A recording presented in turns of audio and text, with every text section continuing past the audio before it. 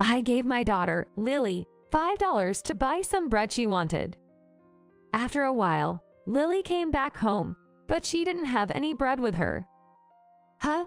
Did you get lost? Nope. Was your favorite panda-shaped bread sold out? I don't know. I didn't go inside the bakery. What? You didn't go to the bakery? I did, but... Lily looked like she was about to cry. Then she said to me, Mom, I want you to divorce Dad. We're not getting a divorce, honey. But Dad is. With that, Lily started crying with sobs. My name is Natalie. I'm 30 and work as a dental hygienist. My husband, Kenny, is 32 and works as a caregiver. And we have a 6-year-old daughter, Lily, making us a family of 3. Kenny and I met at the hospital where I used to work. There, I was a dental assistant, and he was a caregiver. After dating for a year, Kenny proposed to me, and we got married. He didn't say anything special, but I loved my job and didn't want to give up my career just because I got married, so I continued working at a nearby dental clinic. Even after getting pregnant with Lily, I kept working thanks to the understanding of my workplace. And after taking a few months off for maternity leave, I've now been back at the same dental clinic for 7 years. Kenny also advanced in his career as a caregiver, even handling night shifts and working hard. Our daughter Lily is girlish, charming, and we have been a very close and open family. Lately, Lily's big thing is playing detective. It seems like it's all influenced by popular anime, where they bring everything to deduction and expose, even spreading in nurseries. Lily, try to guess words for dinner tonight. Okay. Let me think. I'll ask Mom for some clues. Great, counting on you. Hey Mom, what's for dinner tonight? Playing detective, huh? Well, it's something slurpy with brown meat on top. I got it. Spaghetti. Maybe. That's the only clue. Try to guess. I'll think about it with Dad. Like this, my husband really takes good care of our daughter. She loves her dad a lot, and it warms my heart to see them playing together. It's not always detective games. Being an active girl, she loves the park too. When I want to catch up on housework on my days off from work, my husband often takes her to the park. I take her too, but since he often has afternoons off, I leave it to him a lot. At the park, we usually hang out with a set group of mom friends, and Sarah and her mom, Emily, are who we play with most. Sarah is in the same class as my daughter at preschool, and us moms are the same age, and the dads know each other too. Sometimes, we even go on family picnics together. My husband and Emily get along well, and when they're at the park together, they watch the kids, which lets me leave my daughter with him confidently. Mom? Today, Sarah and I built a castle again. Oh, I wish I could have seen that castle. It was really fancy. Sarah's mom said so too. Great. Next time we'll make one for you to see. I can't wait. This way, my daughter always tells me about her day, which has become a routine. I've grown to feel completely at ease with her open communication. Speaking of being open, Emily is the same. To put it nicely, she's open. To put it bluntly, she's chatty and tells my husband and me everything. I've quietly thought to myself that Emily is not someone to tell secrets to. The other day, this happened. My husband was cheating, you know. What? Is it okay to tell me this? It's fine. It's mostly resolved now. Really? Is Sarah okay with it? Well, yeah. I managed to smooth things over, so it should be fine. Hey, what's cheating? Oh, Lily, it's nothing. It's okay, Natalie. Cheating means, like, when dad likes someone who is not mom. It's something you should never do. What happens if you cheat? Well, maybe he would have to say goodbye to me and Sarah. Huh? Lily ran off to swing with Sarah, seemingly not fully grasping the concept. I thought it wasn't necessary to explain it so explicitly to a 6-year-old, but Emily must have had her reasons. Besides, it's resolved for now. But if my husband messes up again and we end up divorcing, explaining the sudden absence of dad would be hard, right? That might be true, but If that happens, I'll be the one in financial trouble. So I need to think ahead. thinking about it in advance seems like bad luck. But, you know, an ounce of prevention is worth a pound of cure. That's true, but we have to make sure Sarah isn't affected by it. Yay, that's the best way to handle it. I figured I'd better not have to teach my daughter about those kinds of things, while also wondering how Emily's family resolved their issue. But other people's business is their business. I decided not to pry too much. Emily works part-time at a local bakery. That's quite popular, and we often stop by there after work to buy bread. One day, my daughter wanted some bread, so I gave her $5 and sent her to Emily's bakery to pick out her favorite. She came back home after a while, but without any bread.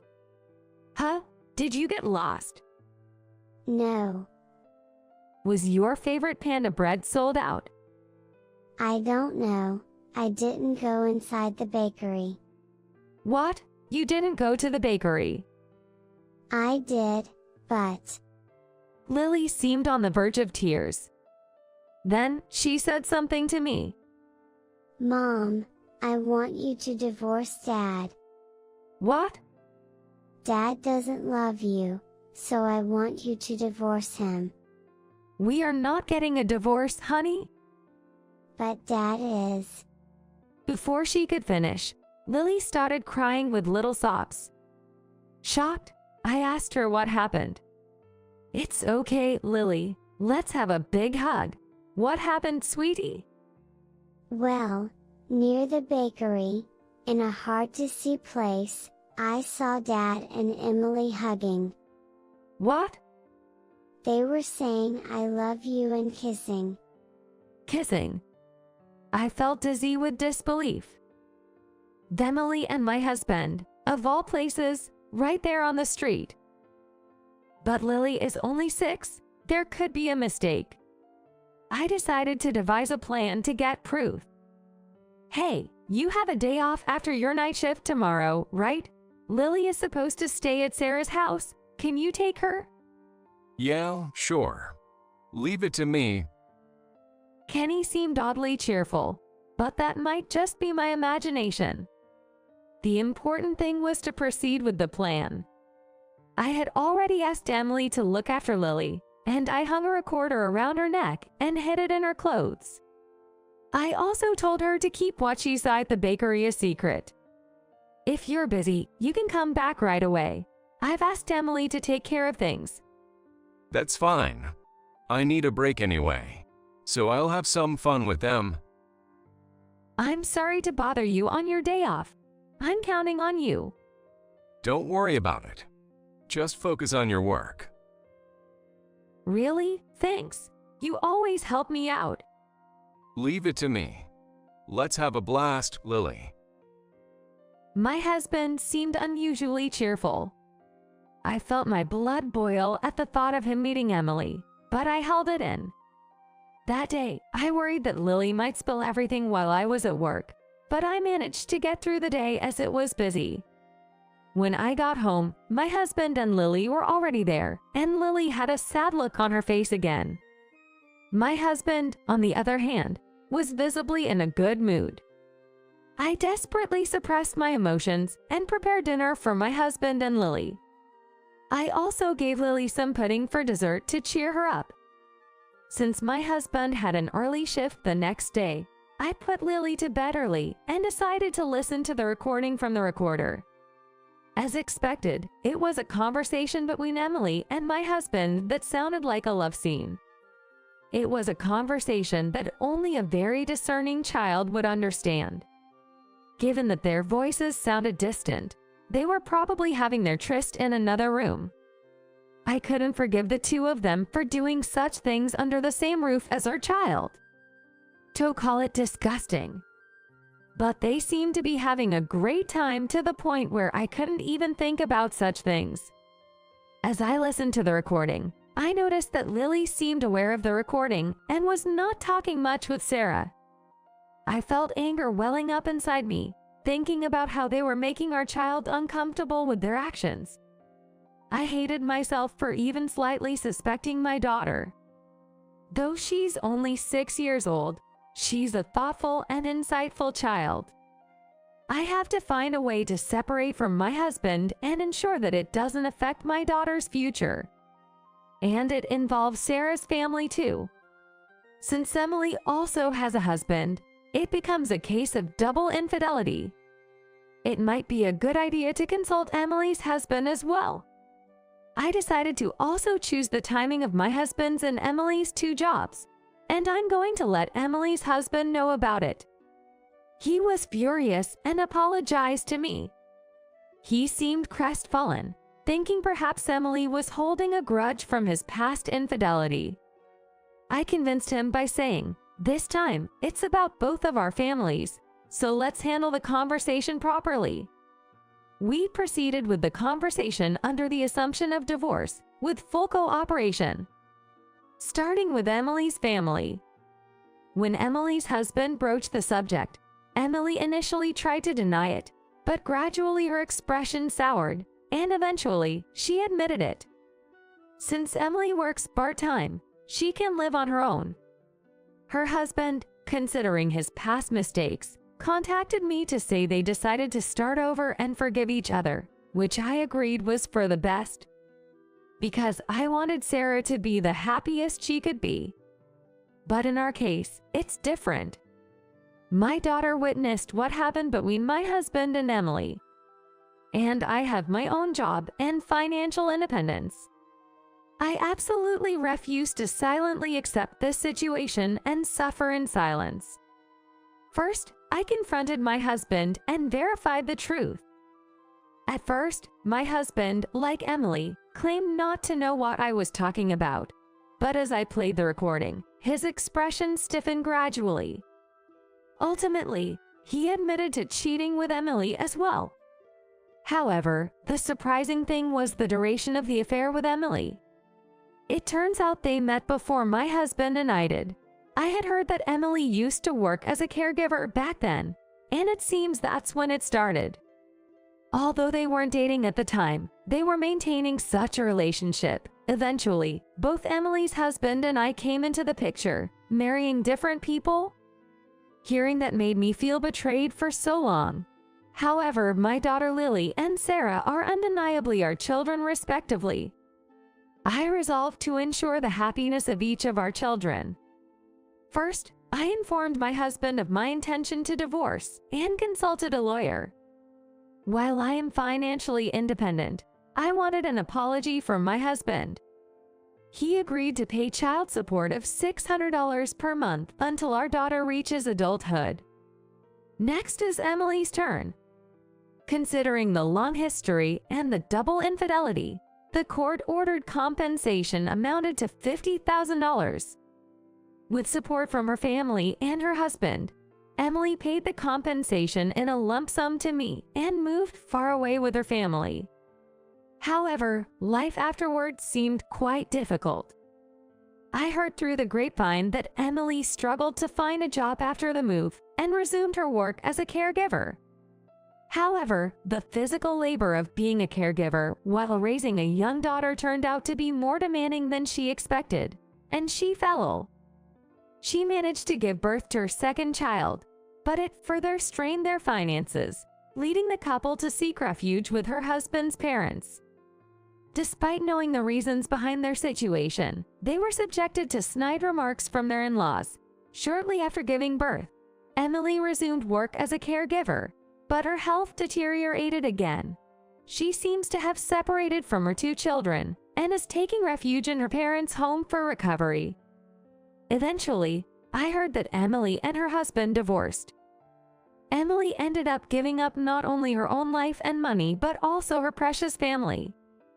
That wasn't what I had hoped for, but if it was a path she chose for herself, then there's nothing to be done about it.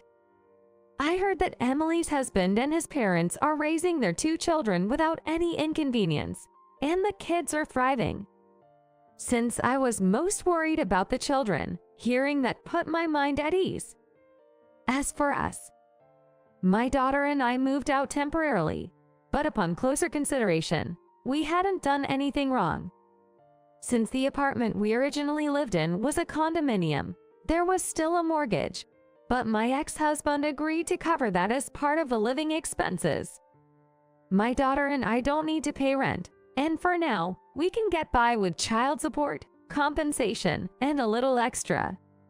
As for my ex-husband, he can reduce his workload no matter how tough it gets, because he has to cover the mortgage on the apartment where my daughter and I live, as well as the monthly child support.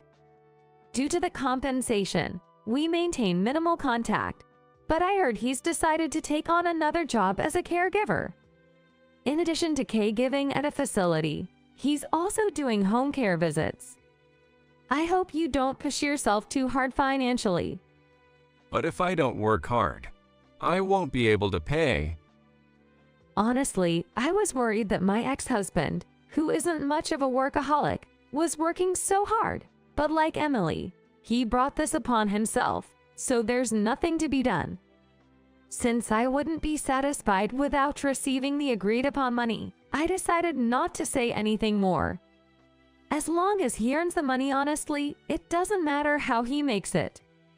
Is work going well for you? It's not something you need to worry about. Since he's saying that, it should be fine.